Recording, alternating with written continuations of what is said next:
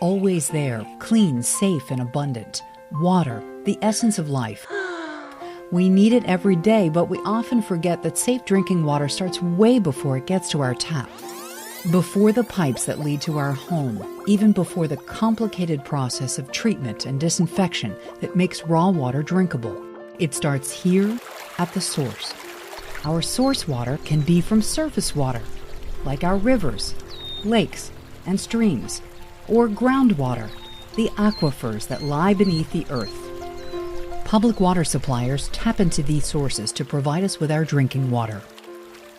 Our source of drinking water, whether it comes from the surface or underground, is affected by what happens on the land around it. And although we don't mean to, our daily activities often end up polluting our most essential resource. Whether it's someone using too much fertilizer on their lawn, runoff manure from a farm, oil from a leaky fuel tank, or a town allowing an industrial site on top of a water supply recharge area, we all contribute to the contamination of our water. Contamination of our source water supplies can cause disease and become very costly to clean, and sometimes that contaminated water might be impossible to clean and the source must be abandoned.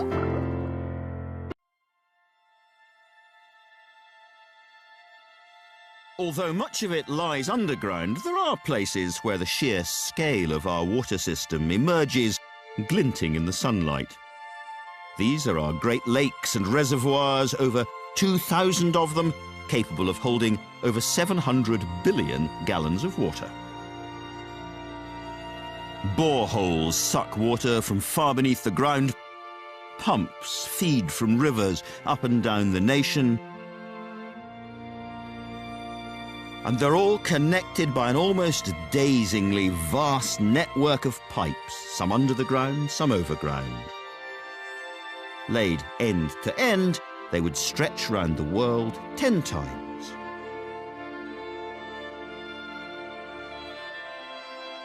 On an average day, this system apparently carries enough water to fill 18 million bathtubs. But amazingly, supply is just one half of the vast network of piping that stretches across Britain. The other half has to deal with what we flush away and what's in it. In 1973, the government introduced the Water Act, which created 10 water authorities that were later privatised. They took over from the local authorities and water boards, and their role was to plan and control all users of water in each river catchment area.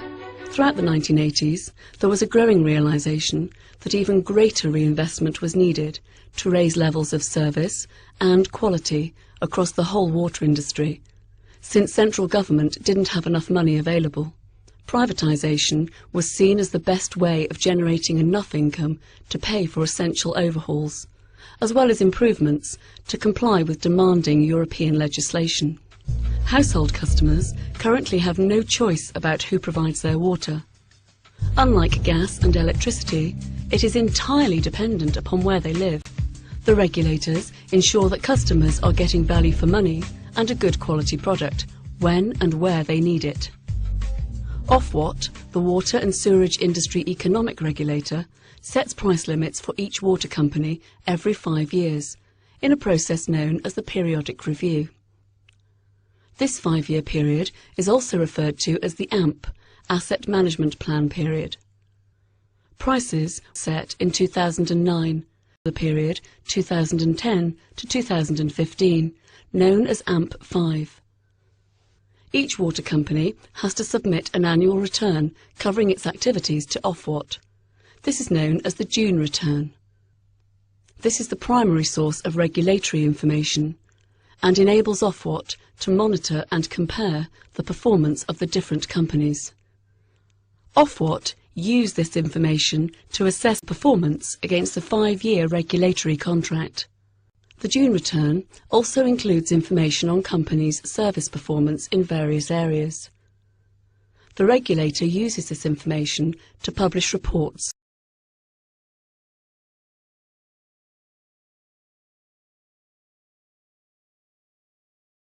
when prices were set in 2009 for the 5-year period, there were a very small number of items which were impossible to quantify. Neither we nor the regulator knew how much we would have to spend on those things. So the regulator's decision was to make no allowance for them in price limits, on the understanding that we would come back and claim for them later in the period if they proved to be significant, and they have. So most things, once their price limits are set, are at our risk, but these specific items were listed as ones that we could go back and claim subsequently. We've had to buy £290 million worth of land for construction sites we're going to need to build the big new super sewer under London, the Thames Tideway Tunnel. We have had to adopt, because of a government decision, 24,000 miles of private sewers. Now in 2009 nobody knew, we knew that was coming, but nobody knew when, and nobody knew what the cost of running those sewers would be.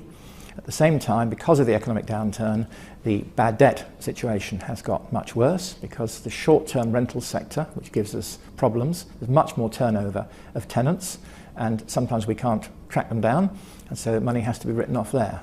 And then there's an increase in Environment Agency charges that was completely unexpected. So those were all things completely outside the normal day-to-day running of the business. It's a matter for the regulator to decide, but if we had tried to take a guess at how much these things would be, we might have ended up putting bills up unnecessarily and then having to pay money back. Now nobody wants that either. So I think there's a balance to be struck here. This is the first time that we have ever applied in 20 odd years of being regulated, first time I've ever had to apply using this mechanism, and it's because these items have all come together and they're all significant. They are hitting particularly at Thames. We're the only ones building a tunnel. We've got the worst bad debt problem. We've got the most private sewers. And it's because they add up to a really significant amount over and above what we've already absorbed as a company that we're making this application. Drinking water quality in England and Wales is regulated by the Drinking Water Inspectorate. The DWI ensures all companies supply water that is safe to drink and complies with all national and European standards. The company will report test results of water samples taken at customers' taps, treatment works and reservoirs to the DWI on a monthly basis. To verify our results, the DWI carry out audits and can inspect any sites or activities with little or no warning. They will conduct an investigation. Incidents that affect drinking water quality, follow up any customer complaints relating to water quality. River pollution, environmental quality, water resource planning and flooding is regulated by the Environment Agency. They are a public body set up to protect and improve the environment and issue abstraction licences which allow to take water from rivers and permits which they issue discharge treated effluent back to the rivers. Did you know that small floating particles in drinking water can make you sick? Imagine we have a super powerful microscope and we can zoom into the... What will we find? What are these small floating particles and how do they float? These particles are of two types: inorganic, like clay, silt, and mineral oxides, and organic, such as algae, protozoa, and bacteria. The bacteria, once ingested by humans, can sometimes be fatal. All of these small particles are able to float because they are not heavy enough to settle to the bottom by gravity. Suspended particles that are too light and small to settle are called colloids. When looked at together, these colloids cause a state of cloudiness or haziness known as turbidity. The more cloudy a fluid looks, the more turbid it is. Here we see 4 beakers of water with increasing levels of turbidity from left to right. There is a relation between turbidity and the risk of getting a disease. Science shows that the more turbid the drinking water is, the higher the risk of getting sick is. Now, why is this? This is because toxic compounds can adsorb, that is, stick to, the surface of the suspended colloids. The more colloids there are, the more toxic the water can become. These toxic materials and bacteria can cause cholera, salmonellosis, hepatitis A, dysentery, and E. coli infection. These illnesses affect and kill millions of people a year and are especially dangerous to children whose weak immune systems cannot provide an adequate defense. Fortunately, we can do something about this. One of the very practical ways to clean this turbid water is called flocculation. Flocculation is the process in which colloids aggregate or come together to form larger particles called flocks by the addition of a chemical called a flocculant. Typical flocculants include alum and ferrix because they work well with high turbidity fluid mixtures. Now, let's demonstrate how flocculation works. First, we'll need to go out and collect some muddy water. Here are 2 beakers filled with the same amount of muddy river water. On the left is our control, which will remain untouched, and on the right, we'll add 3 milliliters of prepared flocculant solution. Then we'll stir for 2 minutes and wait.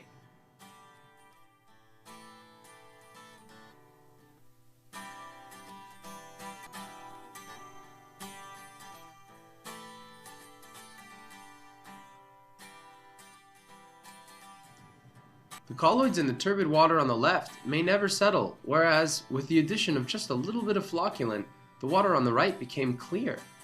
In order to make this water potable, it will require skimming and filtration and maybe some additional treatment.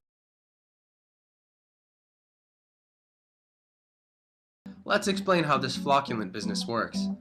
Almost all colloids have negatively charged surfaces. This means that positive ions, or charged particles in water, will attract to the colloid surface, forming a first layer. Recall how like poles of a magnet will repel, while opposite poles will attract. The same occurs with colloids in water.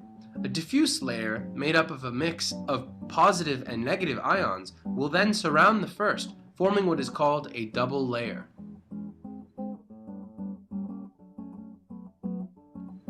This double layer provides a repulsive force that prevents 2 colloids from sticking to each other.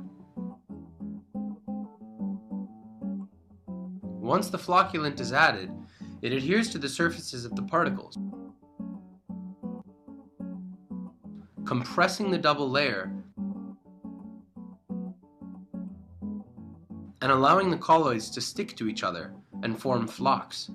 These flocks are now heavy enough to settle to the bottom by gravity.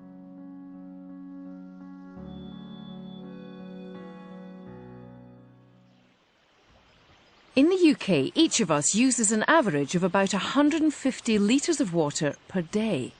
Most of it's taken from rivers, but before it can be piped to our taps, it needs to go through a multi-stage treatment process. Rainfall is seasonal and increasingly unpredictable. So we often use storage reservoirs to make sure there's always a supply for treatment.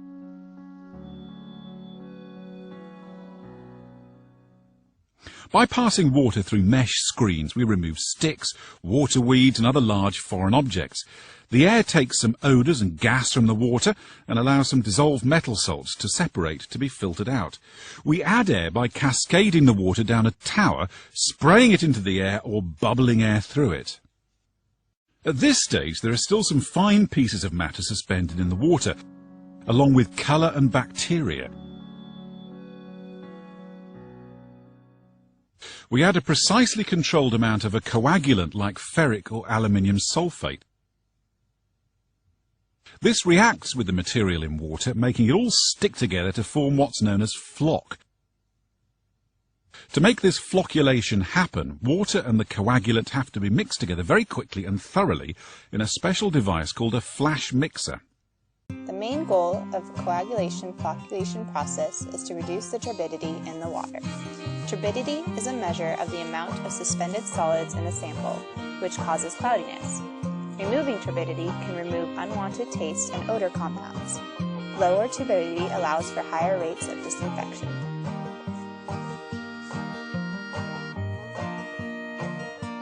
What is a coagulant? A coagulant is a chemical that is added to water that causes small particles to come together to form larger particles that can settle due to gravity. In the United States, the predominant coagulant used is aluminum sulfate, or alum. Next comes the clarification process. The floc forms itself into sludge and is separated in a specially designed tank called a clarifier. This sludge layer is called the sludge blanket. To control the blanket, sludge is periodically drained off, concentrated and removed for safe disposal. Once the sediment sinks to the bottom of the tank, it has to be removed or it will build up and cause problems in the next step of the treatment process. Some sediment basins have cone-shaped bottoms where the sediment is collected. Others have bottoms that slope to one end or have squeegee baffles that very slowly scrape the bottom, collecting the sediment at one end. The sediment is then pumped out into a sludge basin. Factors affecting good sedimentation are surface area of the basin and the time.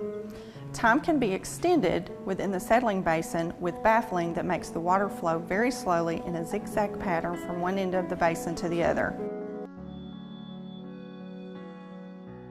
The water now needs filtration to get rid of any remaining particles. Water is filtered slowly through very fine sand or sand-like material.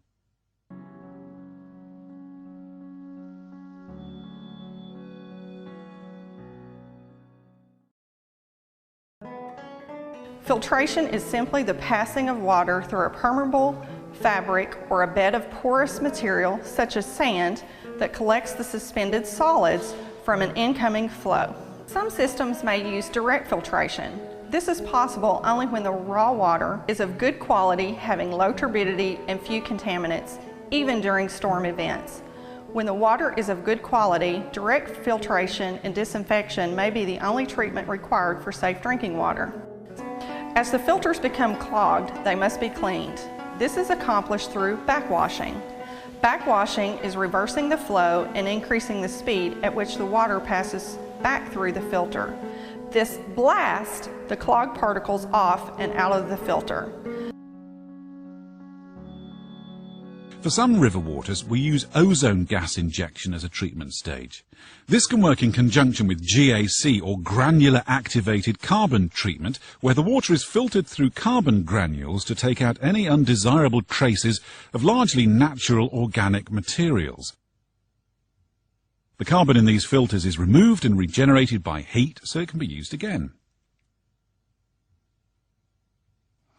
Now the water's filtered and thoroughly cleaned, it's disinfected to make sure no harmful bacteria remain. A small, controlled amount of chlorine is the most effective method and provides essential customer protection. This method is used across most of the world. The chlorine has to stay in contact with the water for a period of time for effective disinfection. Last but not least, adjustments are made to the pH levels of the water during the treatment process so that it's neither too acid or alkaline. This helps pipework, fittings and the water itself. From the treatment works, water is fed into a huge mains pipe network which forms a grid around the region. This grid is then accessed directly to your home, and when you turn your tap on, it's available to you. Clean, safe drinking water. Have you ever been curious where your drinking water comes from and how it is purified? You might be surprised to find out it all starts here.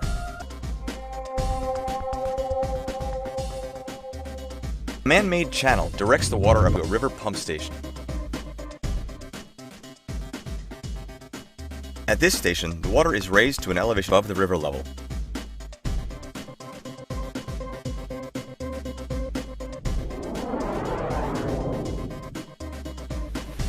The pump station is capable of pumping 1 million gallons per day.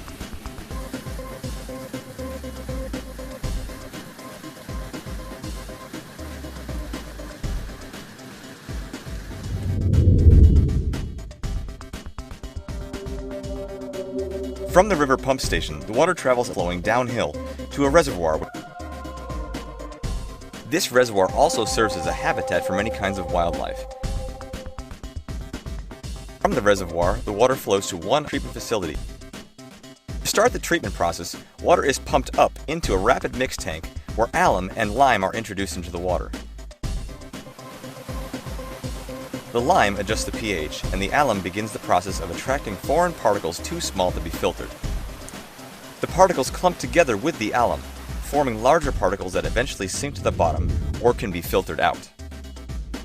Inside the lab, a technician can run a test that simulates the rapid mix tank to determine the correct amount of alum needed for the particles, called floc, to form.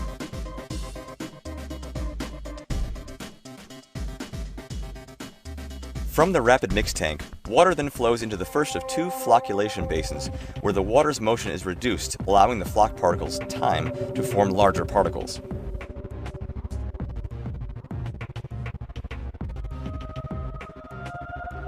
As time progresses, the particles get heavier and begin to sink to the bottom. As the particles are sinking, the water flows into sedimentation basins.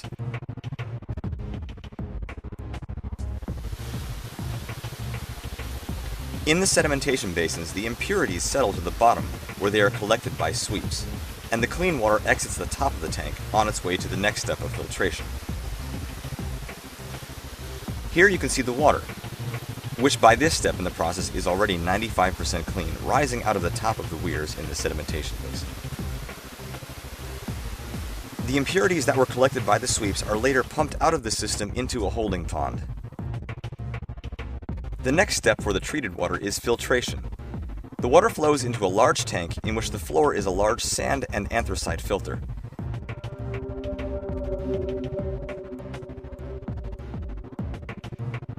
Gravity pulls the water through the filter, capturing the remaining solid impurities.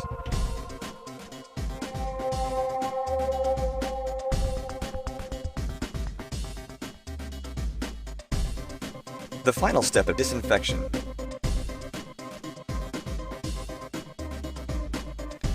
Chlorine solution is introduced to the water after filtration for disinfection and before it is pumped out into the distribution system. Back in the lab, there are technicians that take hourly samples of the water at all stages of the process to ensure the quality remains consistent.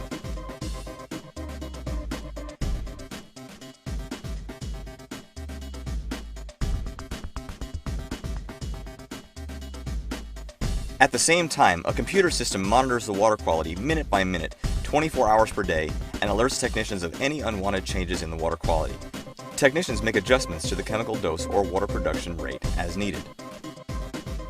Maintenance personnel also take care of calibration of instruments and maintenance of equipment. And this entire process, from start to finish, continues day and night, 24 hours per day, 7 days a week and 365 days a year.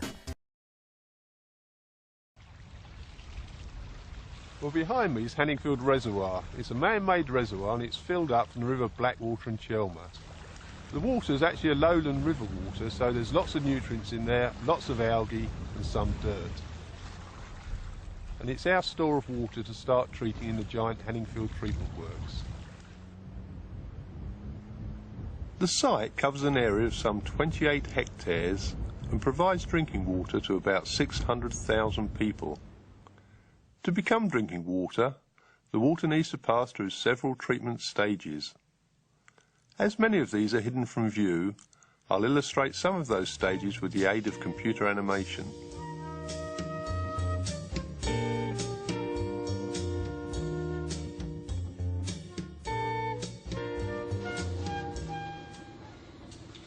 The first part of the process is where we add ozone to the water, and this helps to disable the algae.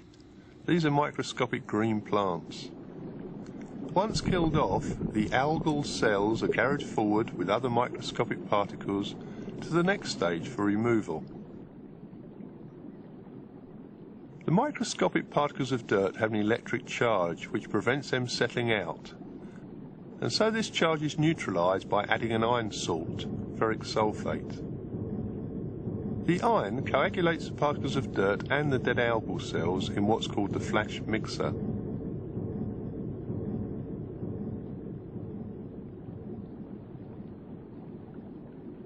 As the coagulated water leaves the flash mixer, polyelectrolyte is added to start the process known as flocculation. This is a process where the coagulated particles come together to form a more visible flock. These are then removed in the settling tanks. The next part of the process is where we soften the water. The water from the rivers is very hard, so we need to take out some of the chalk substances to make the water softer. We do this by adding lime to the water, but when you add lime, or calcium hydroxide as it's called, to hard water, you make chalk and a softer water. The process we use is known as pellet reaction, and this takes place in large steel vessels. Hard water enters at the bottom of the vessel, where lime dissolved in water is added. This causes the calcium to precipitate as a chalky calcium carbonate. Fine grains of silver sand are added. Onto these, the chalk is deposited, forming larger pellets and leaving a partially softened water. The water now leaves the softening tanks and comes into the sand filters. As the water passes through the sand, all the dirt particles are left in the sand and we collect the clear water underneath. However, the sand blocks up after a while, so every 48 hours we have to drain the filter and we wash it by blowing air and water up from underneath the sand.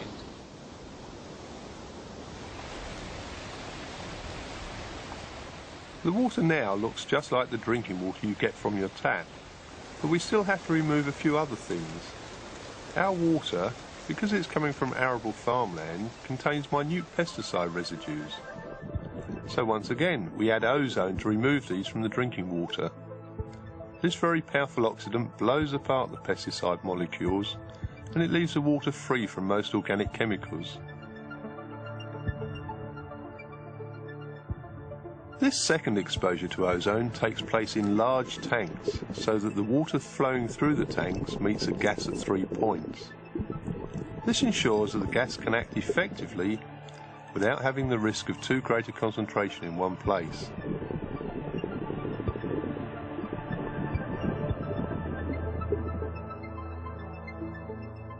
Any remaining material is now collected by passing the water through granular activated carbon.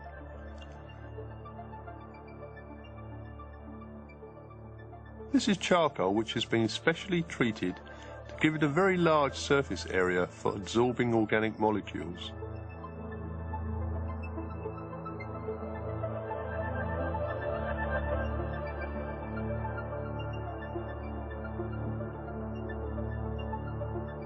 We've now come to the end of the treatment process, and it only remains to chlorinate the water to disinfect it before it goes off on its way to our customers.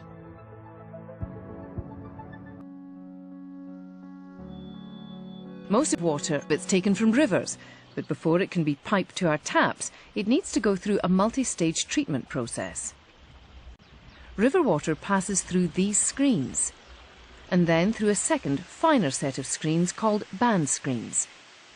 Thereafter, it's pumped into a reservoir. The water stays in the reservoir phase, so a lot of natural treatment actually takes place here.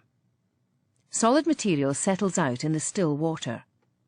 Some of the organic matter in the water is oxidized by bacteria, which use dissolved oxygen produced by algae. Additionally, some of the pathogens that are present are inactivated by ultraviolet rays from sunlight.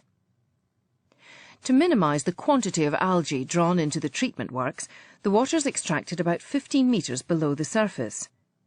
It's inevitable that there will be some algae in the water entering the plant, and so the first thing that happens is that the water's exposed to ozone gas to kill any algae. Pure ozone is bubbled through the water in specially designed tanks. To ensure adequate treatment, the gas is released at several points. And as the water is forced through the tank, it has to negotiate baffles that ensure it remains in contact with the ozone for as long as possible. The dead algae are held in suspension and are carried forward to the next stage. As ozone is a highly toxic gas, any unused ozone, which is a minuscule amount, is collected and converted into oxygen in an ozone destructor. This is achieved by passing it over hot copper plates at a temperature in excess of 300 degrees Celsius. For safety, there's a comprehensive system of ozone detectors and alarms at numerous points on site. The starches released from the dead algal cells form a scum on the water surface. The water, along with the scum, is then dosed with ferric sulfate to bring the dead algal cells together within flocks of ferric hydroxide. After dosing, the water flows into the large tank of a pulsator. There are 3 such units on site. Within each one, a large volume of water is raised by vacuum and then suddenly allowed to come crashing down. The resulting shock wave forces the flocks to collect as a sludge blanket towards the bottom of the tank.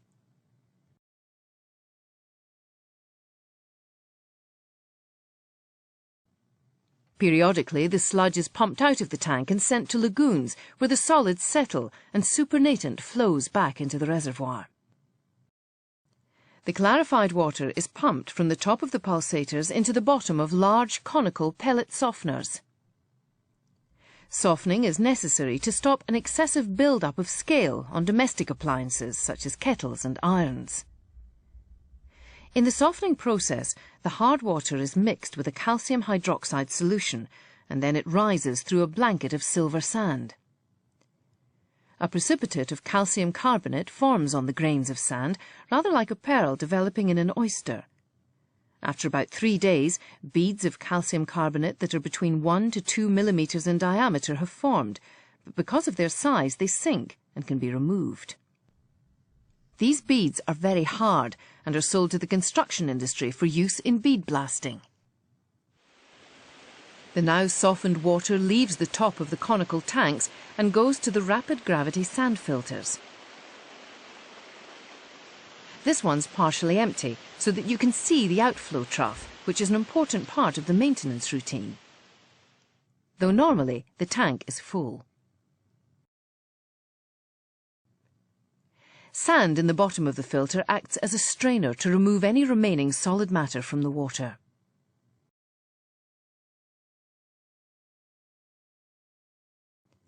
When the sand is choked full of solids, the filters stop working, and so they're backwashed. Backwashing comprises 5 stages.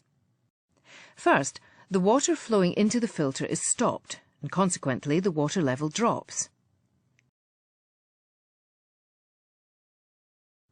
Air is then pumped up through the 1-meter thick sand filter.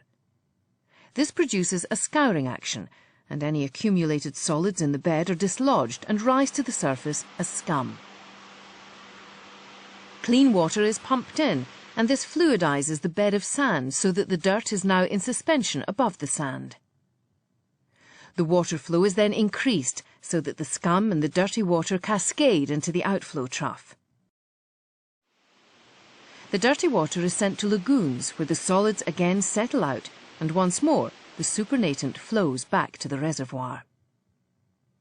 Once the outflow is seen to be clean, the backwashing cycle is terminated.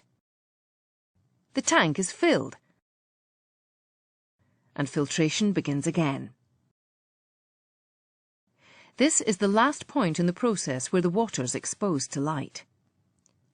The clean water from the rapid gravity filters is then pumped into secondary ozonation tanks, primarily to break down any pesticides that may be present in the water. But also the ozone oxidizes any trace organic compounds and kills any viruses and bacteria. Furthermore, ozonation destroys potential carcinogens, odours and taste-conferring compounds. The baffles in the tank are made from stainless steel to avoid any contamination. After final ozonation, the water passes through granular activated carbon, where any remaining byproducts are adsorbed and thereby removed from the water. Some of the adsorbed material is broken down by bacteria, but eventually the carbon becomes saturated and has to be regenerated by burning off the adsorbed organics. By now, the water is very clean, and the process is almost complete. Chlorine is added to kill any remaining pathogenic bacteria present. And the final step occurs underground in a contact tank. Here the water is held for a carefully calculated residence time of about 4 hours to allow the chlorine to take effect. From the tank, it flows into the network of pipelines and service reservoirs en route to the consumer. But what happens with the water when you've used it? Originally established by the Royal Commission on Sewage Disposal, 1898, 1915, objectives of sewerage treatment had as follows. to avoid pestilence and nuisance, disease and odor, the protection of potable water sources from pollution by sewerage discharge, and to produce effluents, which after dilution with river water are suitable for abstraction as sources of potable supply.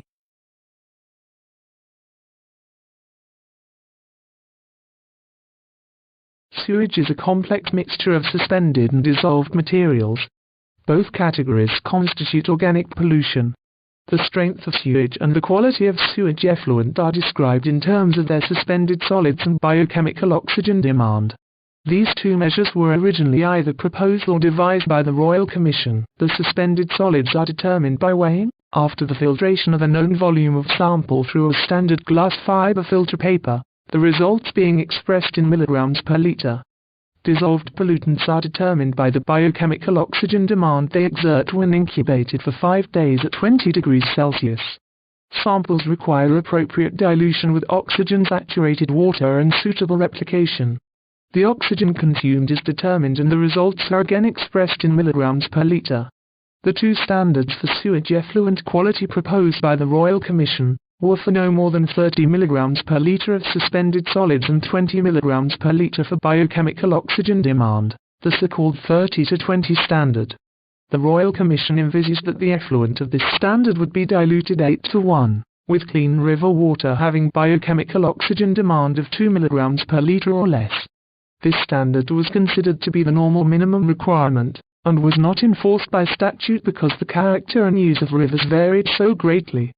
Currently, most sewage treatment works are required to meet discharge standards set by the Urban Wastewater Treatment Directive.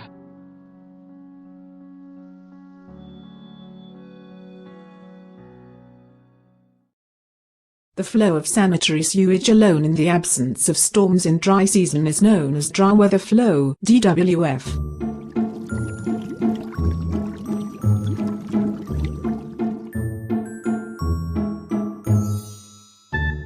Where does it all go? You just push the lever and it's gone. How does it all work? Can anything go down there? Are there even any rules? And is the sink any different? The bathroom sink, the kitchen sink? Actually, there is no difference. Sink, toilet, same thing. Behind these walls and under these floors, all the drains meet up in a single pipe and head toward the sewers. In going about our everyday lives, we use a lot of water for drinking, washing, cooking, going to the toilet and much more. By using this water, it becomes polluted. The wastewater we produce is known as sewage. Everything that leaves the house through the main drain pipe meets up with the sewer, right down here. In some places, it's a combined sewer, both wastewater and stormwater. In other words, everything from inside your house and everything from outside your house, rain, whatever, goes into a single combined sewer. Offices, shops, factories and other industries. Together with rainwater that runs off roofs and roads, sewage is washed, flushed or drained into sewers. The underground network of sewers that collect all this wastewater and transports it to the sewage works is known as the sewerage system, and the area it drains is the catchment area. All of it heads towards the wastewater treatment plant. In some places, the sewers are separated, one for wastewater and the other for stormwater. In that case, only the wastewater heads towards the wastewater treatment plant. The storm sewer goes straight to the river, untreated, because it's only water, right? Actually, no, it isn't. All the chemicals that you put on your lawn, or the soap with all the phosphates that you wash your car with, all head out in the storm sewer if you've got a separated system. Straight into the river.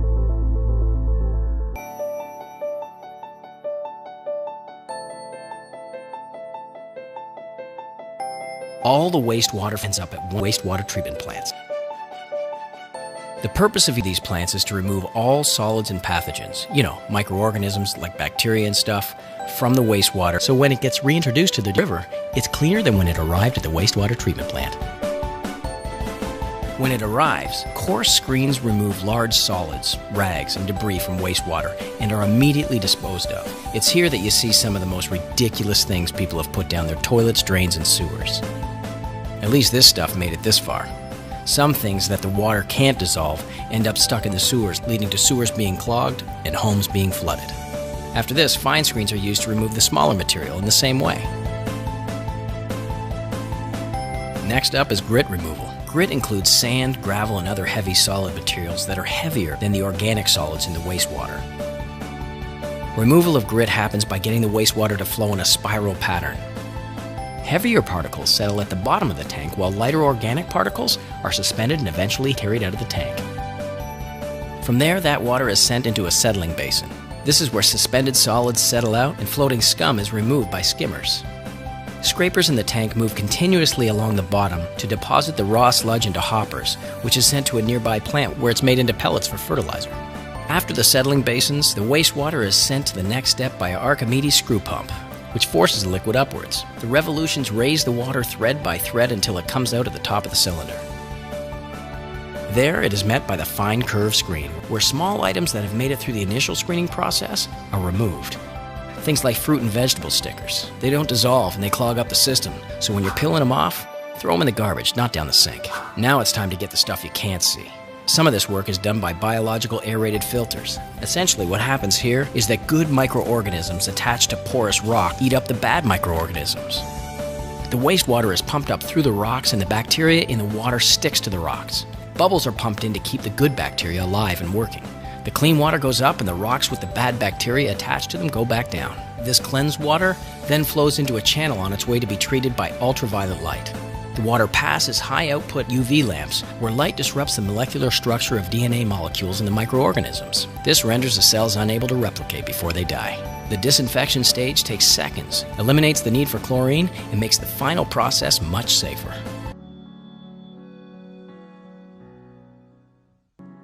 Let's look now at the sewage treatment process. A sewage works such as this treats nearly 40,000 cubic metres of mainly domestic sewage each day. At this site, trade waste from 2 local food manufacturers comprises about 8% of the total flow. Rainwater runoff, referred to as surface flow, is also treated. For simplicity, we'll refer to all the incoming wastewaters as sewage. At the sewage treatment works, the incoming waste passes through screens which remove large pieces of debris, such as plastic, paper and cloth. The liquid then flows through a number of channels which take out any grit washed in from roads. The raw sewage entering the works passes through 6mm mesh screens. The collected solid matter is called screenings and typically comprises rags, cotton buds, sanitary products and paper. The screenings are compacted and sent to landfill. The sewage then flows to a grit extractor of the cross-flow type.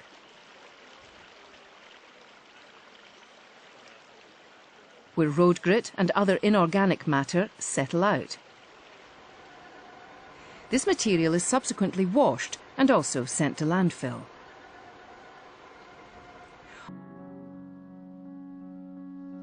The sewage is then passed forward to large tanks.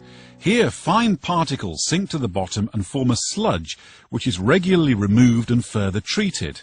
On leaving the grit extractor, the sewage enters the primary settlement tanks. Here, approximately 70% of the remaining solid matter settles out and forms primary sludge, which collects in a sump at the bottom of the tank. Periodically, the sludge is pumped away for disposal or for treatment. Above the sludge lies the wastewater. It now has a greatly reduced amount of suspended solids, and with it about 30% less biochemical oxygen demand, or BOD for short.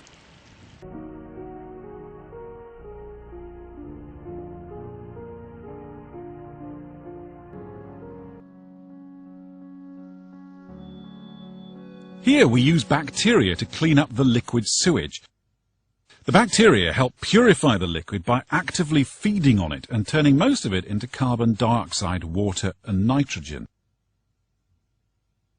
In biological filters, we encourage bacteria to grow in deep beds of irregularly shaped stones. Gaps between the stones circulate air, which lets the bacteria breathe and thrive as the liquid passes through them. An alternative to biological filters is a process called activated sludge, where air is bubbled through the sewage to encourage bacteriological growth. The air can then be pumped or entrained from the surface by rotating paddles. Either way, once the bacteria have done their work, the liquid goes into further settling tanks to remove the remaining particles, leaving clean water to flow to the river or, if necessary, onward to further treatment. On this site, the wastewater is treated in one of 3 different types of biological system, namely biological filters, activated sludge units, or oxygen ditches. First, there were only the biological filters, but over the years, the activated sludge units and oxygen ditches were installed. Here you can see the rectangular biological filters. In many works, they're circular. But irrespective of their shape, biological filters are robust and easy to operate. Microorganisms growing on the clinker in the bed break down the organic matter in the effluent. On leaving the filters, the effluent is dosed with ferric sulfate in order to precipitate out the phosphates. This prevents eutrophication occurring in the river when the treated effluent is finally discharged at the end of the process. The effluent then goes to a humus tank for secondary settlement, where microbial solids and precipitated phosphates settle out and are removed as sludge. You can see that the water looks much cleaner than it was at the inlet. An alternative to the biological filter is the activated sludge unit. Here the wastewater is aerated and mixed by fine bubbles of air blown through hundreds of ceramic or plastic diffusers such as this. The organic matter in the sewage is again broken down by microorganisms, but this time they're suspended in the mixed liquor in the tank. The remaining system is the oxygen ditch, where almost 1/5 of the sewage at this plant is treated. Interestingly, the oxygen ditch doesn't require primary settlement. The sewage is aerated with the help of large brush aerators, and the effluent moves around the ditch, allowing the organic matter to be degraded by microbes in suspension. On exiting, it goes to a settlement tank and then to the gravel filter. Treated effluent from all 3 systems comes together before discharge into the nearby river.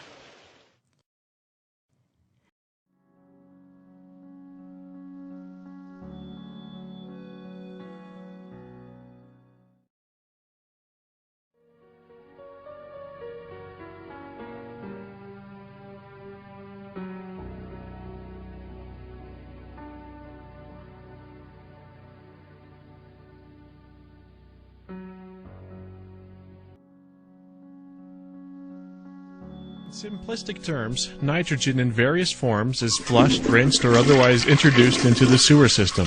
Almost all of this organic nitrogen, urea for example, is immediately hydrolyzed into ammonia. In water, gaseous ammonia, NH3, is almost entirely converted to ionized ammonia, or ammonium, NH4+. Specialized autotrophic bacteria, or nitrifiers, convert the ammonium to nitrite, NO2, and then to nitrate, NO3, through various biological processes.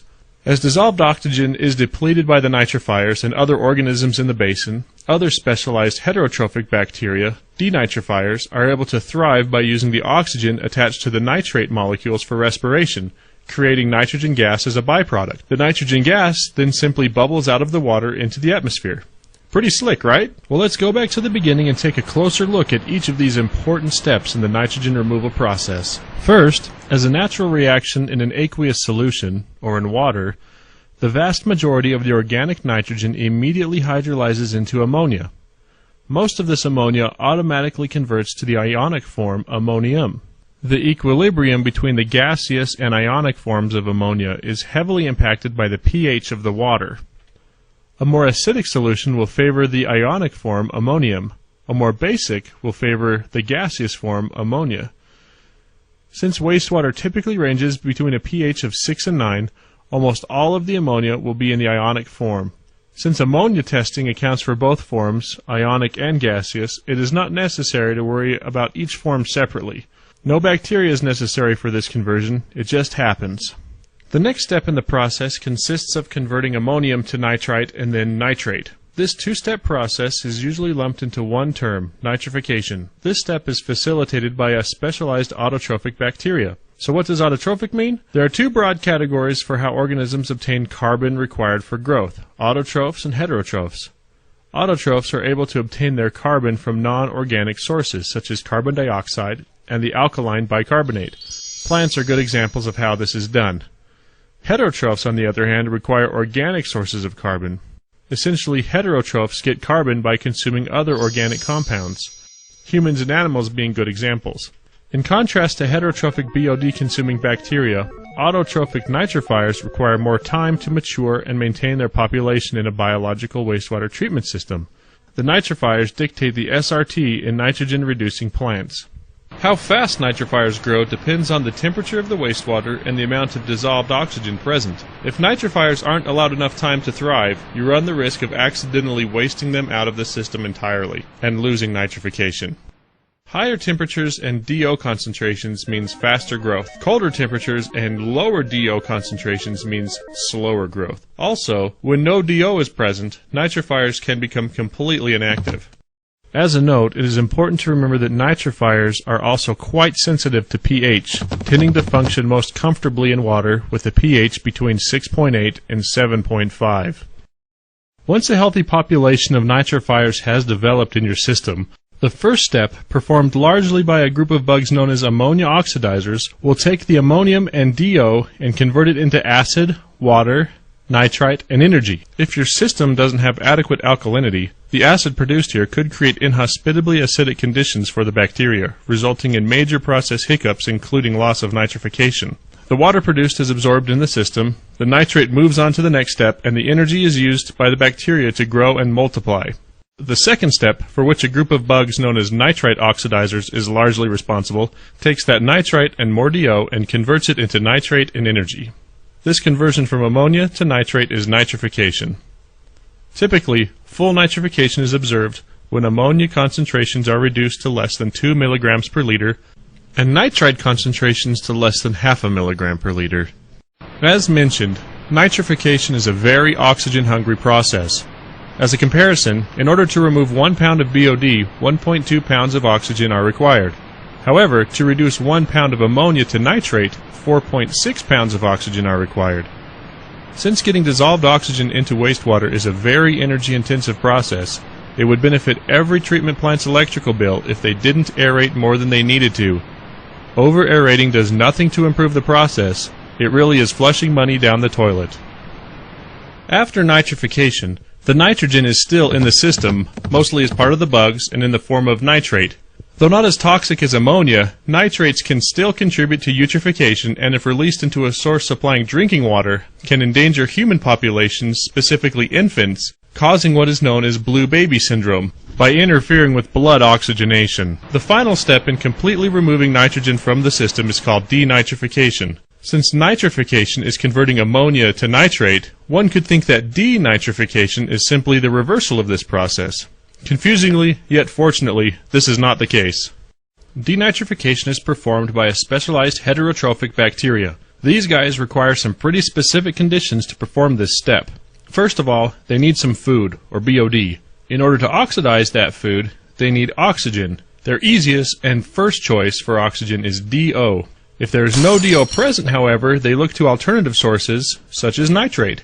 These specialists have the ability to strip the oxygen from nitrate molecules to satisfy their needs. This critical environment where DO is not present, yet nitrates are, is referred to as anoxic, and is absolutely required for denitrification. These bugs take the BOD and nitrate to produce energy, base, and nitrogen gas. The base is actually very useful in buffering the acid produced during nitrification. The nitrogen gas then floats in tiny bubbles to the surface and into the atmosphere. Though great in the biological basin, denitrification in a clarifier can result in undesirable floating sludge. There are many alternative strategies for developing anoxic conditions. Some treatment plants are designed to have dedicated anoxic zone volumes in the flowchart, while others strive to develop these anoxic zones within the oxidation ditch or aeration zone by rigidly controlling aeration or by turning off aerators for set periods of time. Additionally, under certain conditions, microanoxic zones can be developed within the bacterial flux themselves, resulting in what is referred to as simultaneous nitrification-denitrification. Various levels of denitrification may be required depending on the local discharge permit. However, full biological denitrification typically results in only 1 to 3 milligrams of nitrate in the effluent stream. To meet increasingly stringent standards, the cleaned water is often put through a further filtration process. Sometimes shallow gravel beds are used to filter out any fine particles. Alternatively, beds of reeds can also be used to give a final polish to the cleaned water before it's returned to the environment. This method is particularly useful in rural locations. To improve the water quality further, the effluent is filtered through gravel filters, sometimes referred to as deep sand filters. Once these filters are full of solids, they're backwashed, and the washings go to the inlet of the works. The treated effluent is now suitable for discharge to a river. Water quality is constantly measured using remote automatic sensors and double-checked periodically by technicians. The final output from this works is well inside the statutory requirements.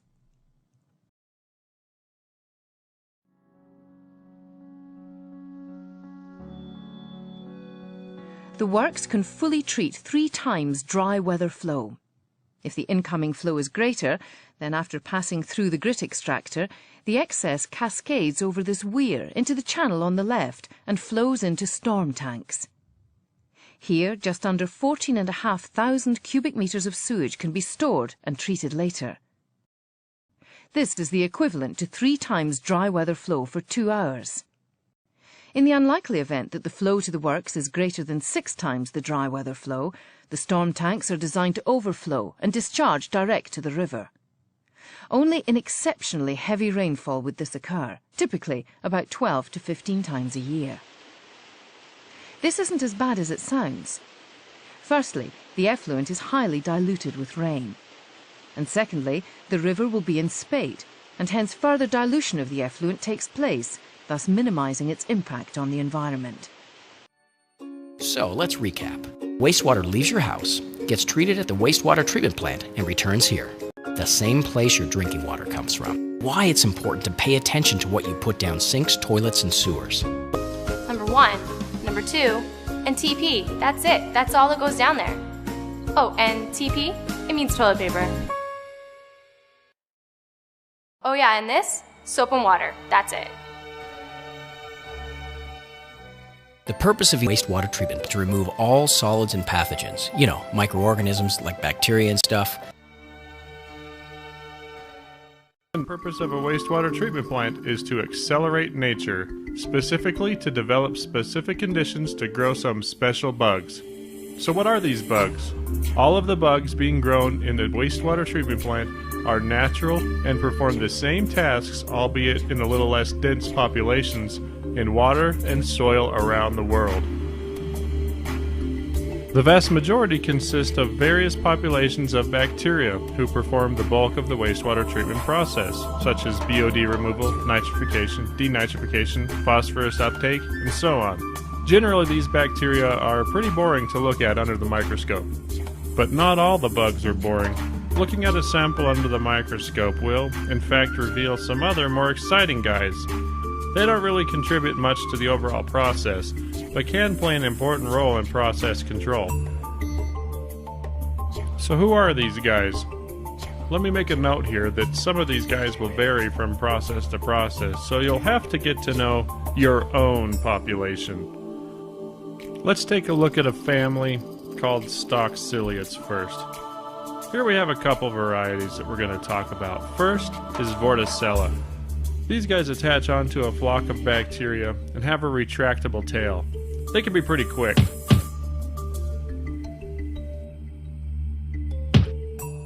Then there's Epistylus. Similar to Vorticella, Epistylus also uses his tail to latch onto bacterial flock formations. However, this guy's a little bit more passive and does not have the retractable feature, so he doesn't move around as much.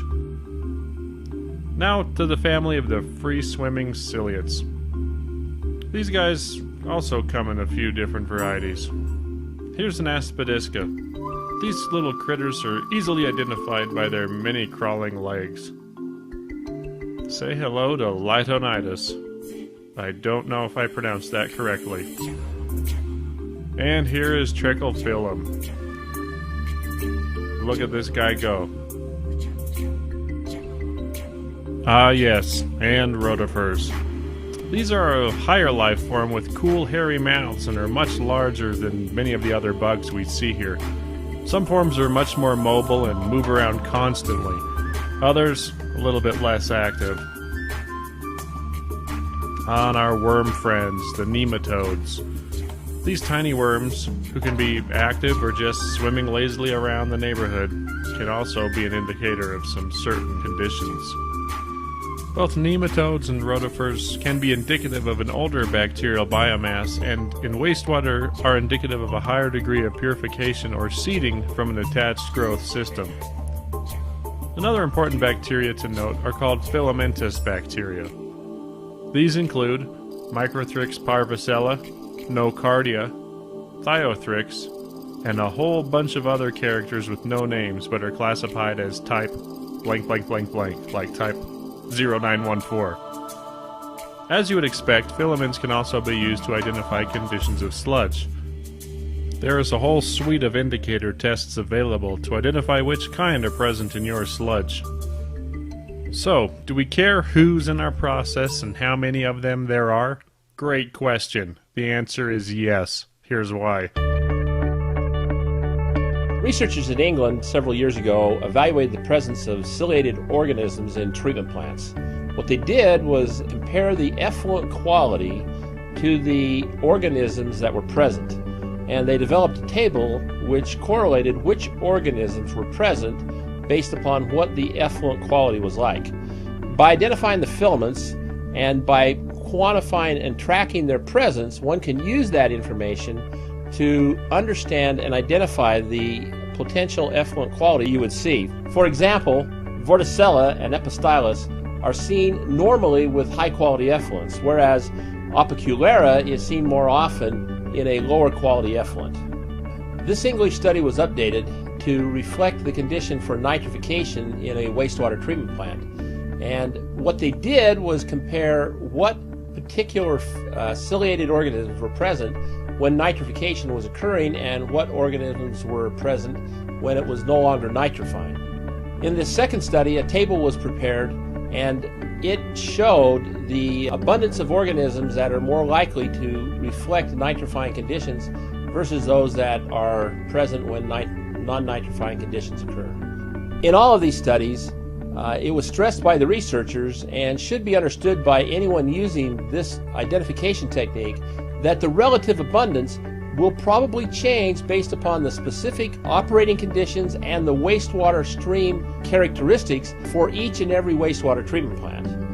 As such, the tables provide a good starting point, but should only be used as a starting point, and if one wants to be certain what's going on, they develop the table for their own facility. Using these studies, one can see that when you see critters such as Vorticella, when you see the shelled amoebas, when you see some types of rotifers, you see those only when there's low BOD present in the wastewater. That's not always the case, but it's usually an indication that those conditions are present. The best solution for any wastewater treatment plant is to do their own analysis, prepare their own table. And if you do that, you'll be able to use the stock ciliates, the rotifers, and the amoebas to indicate what is happening and possibly predict the future of when it's going to change. As previously touched upon, filament tracking can be another powerful tool to monitor conditions in a wastewater treatment plant. The abundance and type of filaments present can indicate various process conditions such as low dissolved oxygen, low F to M ratio, septicity, excessive grease and oil, nutrient deficiency, and low pH. Tracking filaments requires the use of staining tests, tests for sulfur granules, cell size, and presence of septa, as well as identification of attached growth on the filament. Jenkins, Richards, and Diager developed a chart to use in the evaluation process. With sufficient testing, the exact filament can be identified. The dominance of a filament indicates the operating conditions. If you want to change the biomass, change the underlying condition which supports that filament. For example, type 1701 indicates low DO, where type 1851 indicates a low F to M ratio. So what physical parameters could very well correlate with your microorganism populations? Well, the following list is a good beginning. SVI and settling rates, temperature, BOD, TSS and nutrient removal rates, dissolved oxygen levels, F to M ratios, wasting rates and SRT, mixed liquor concentration, pH, and the presence of pollutants. Once you identify and track indicator organisms, you can change the conditions you have control over, such as the mixed liquor concentration, aeration, RAS flow, pH adjustments, and nutrient deficiencies. This is Beckton Sewage Works in East London, the largest sewage plant in Europe. Over 300 acres, fenced off from curious eyes, the sheer scale only comprehensible from the air. This one plant has to deal with the sewage and waste of all of North London, over 3.5 million people producing more than 12 million gallons of waste every hour. These bubbling tanks of raw effluent are being slowly purified through a complex series of tanks and filters. And after this water is so clear, it can be pumped straight out into the Thames.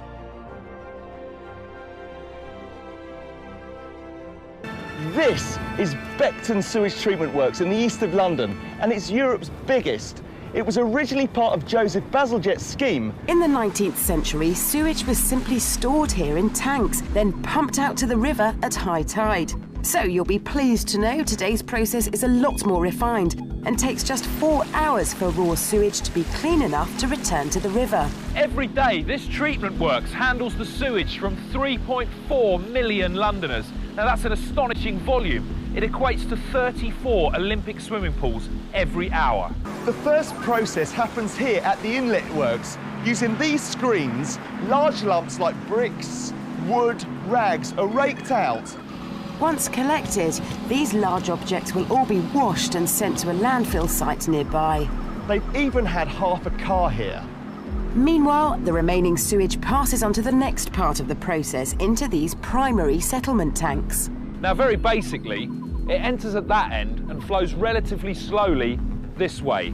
Over the top of each tank is a moving bridge, which has 2 blades to remove solid organic material from the sewage. The top blade skims scum from the surface, while a second submerged blade dredges the heavier settled sludge from the bottom of the tank. All this solid sludge is then sent for further processing. The remaining sewage then flows down this way towards the secondary biological treatment process. And here it is. In these tanks, the sewage is mixed in with billions upon billions of bacteria, so all the dissolved materials that still remain can be biodegraded. And pumping air from below at very high pressures causes the sewage to be saturated with dissolved oxygen, and this accelerates the biological breakdown. It's brilliant. Finally, the treated effluent is tested to ensure it's clean enough to go back into the Thames. Remember all of the solids which were skimmed off earlier? They're taken to a processing plant. All sludges are brought to this filter press where it's dewatered, and the resulting sludge cake is incinerated, and that provides 75% of this entire work's power needs. Biosolids are the nutrient-rich byproduct of modern municipal wastewater treatment. Since the 1980s, the management of these organic solids has been increasingly focused on recycling. Efforts to control pollution at its source have dramatically improved the quality of wastewater coming into treatment plants, and the quality biosolids now produced by these plants.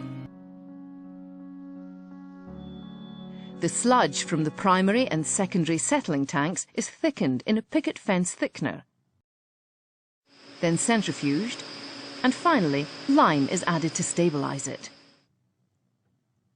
Sewage sludge can be anaerobically digested to produce a combustible gas, buried in landfill sites, composted, or incinerated.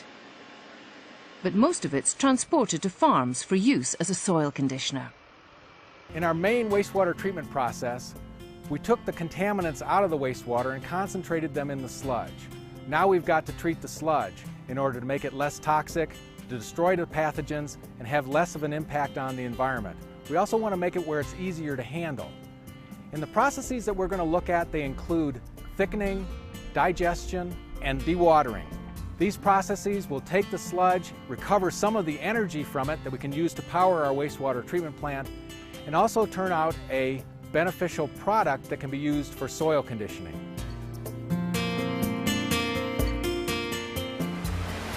This is the sludge thickening process.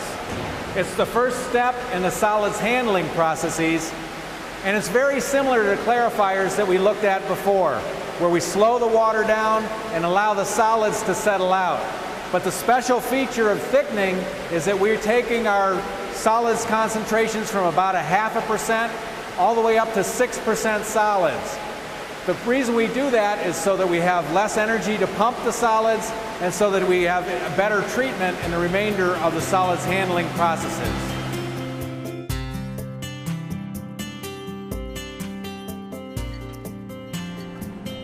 In the gravity thickener, we use gravity to settle the sludge out and make it thicker so it was easier to treat in the rest of the solids handling facilities. In this facility, it's a dissolved air flotation thickener, or a DAFT, and in it we take and dissolve air in the sludge under pressure, then we release that pressure and the sludge floats to the top. We end up with about a 5% solids blanket on the top, which we scrape off and send to our solids handling facilities for digestion. We're in the pump gallery for the sludge digesters. We've thickened the sludge in the sludge thickeners and we've sent it over here to the digesters.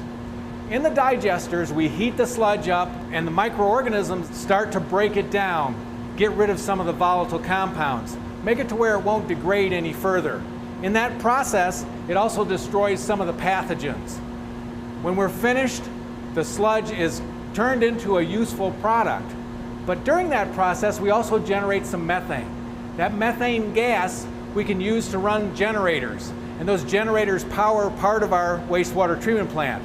They also generate waste heat, which we use to heat up the digestion process.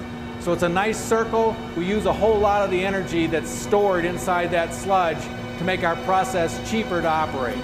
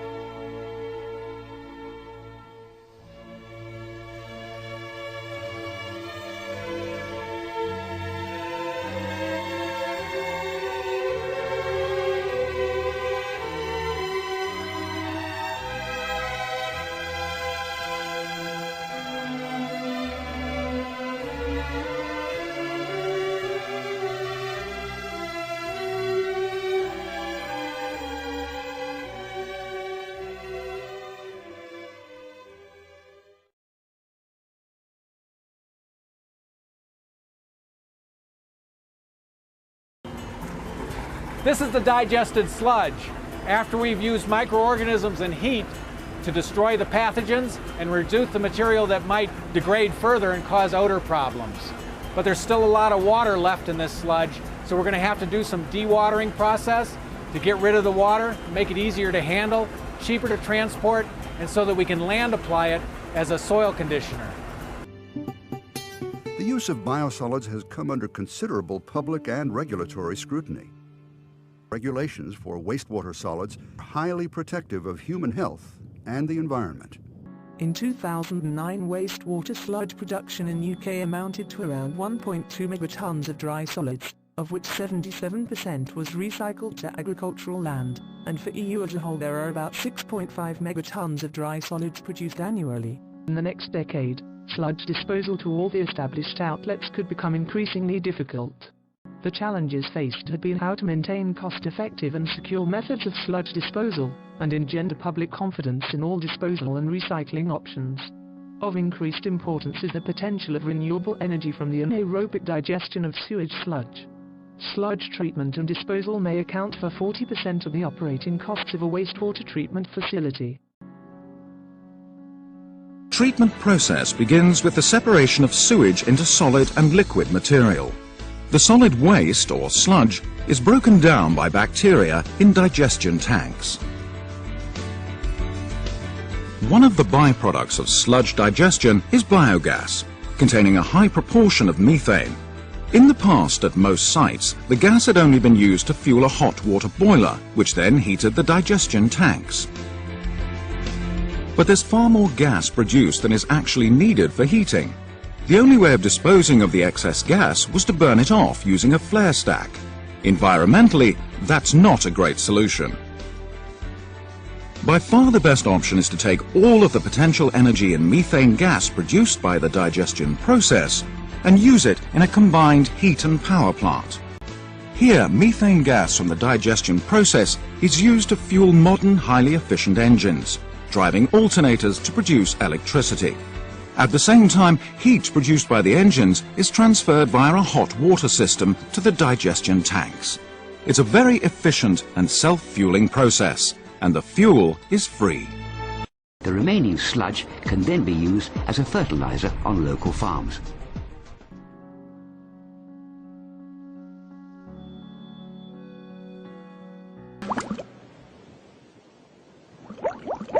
By rethinking how we manage and use our water, we can begin to solve many of the problems. We've all learned about reducing, reusing, and recycling our trash. We need to learn to apply these 3 R's to all of our resources, especially water. The water supply guys use the term integrated water management. But like we said, they're only concerned with water supply and not the big picture. True integrated water management means holistic reform that integrates multiple agencies and members of the public and solves multiple problems beyond just meeting our ever-increasing water demands.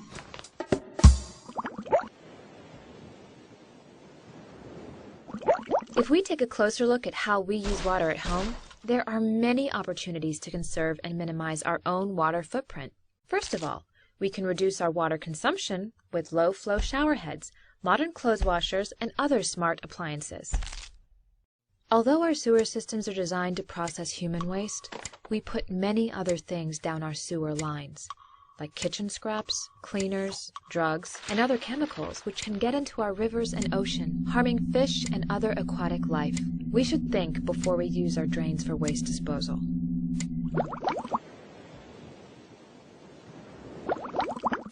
In many homes, more than half of the water used goes to maintain a big green lawn, wasting water that we could drink or leave in place for fish and other wildlife.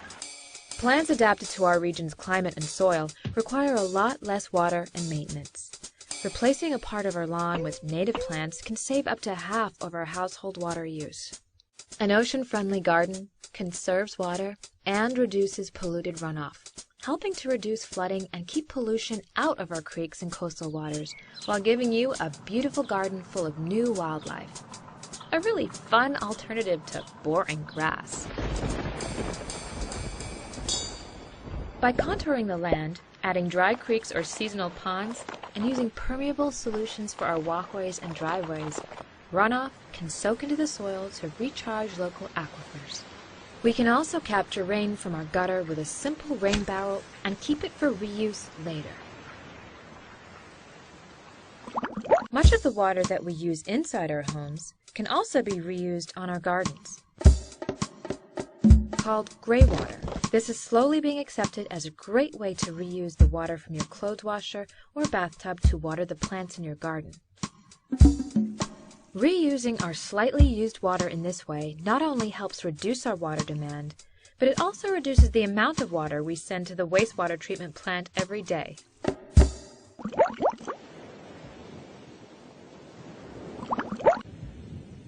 These basic ideas can be applied on a larger scale, within our neighborhood or our entire city.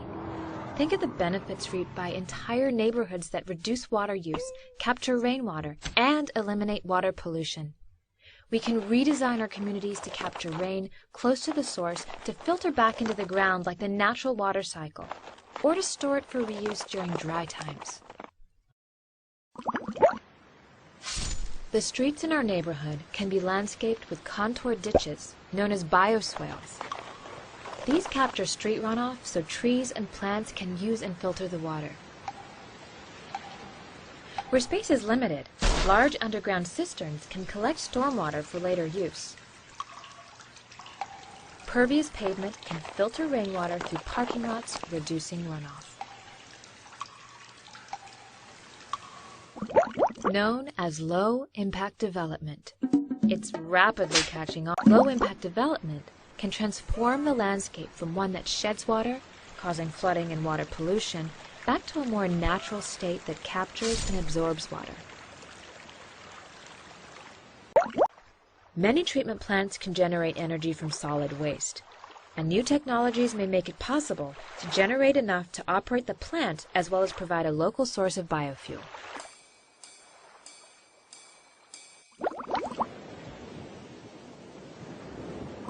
If we rethink how we transport and process wastewater, new opportunities arise.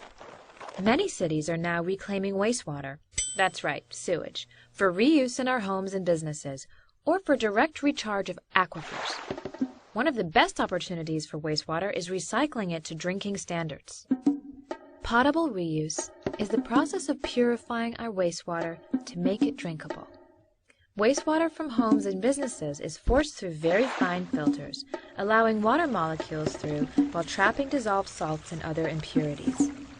Potable reuse is an efficient source of water because it makes use of water that is already in our local water system.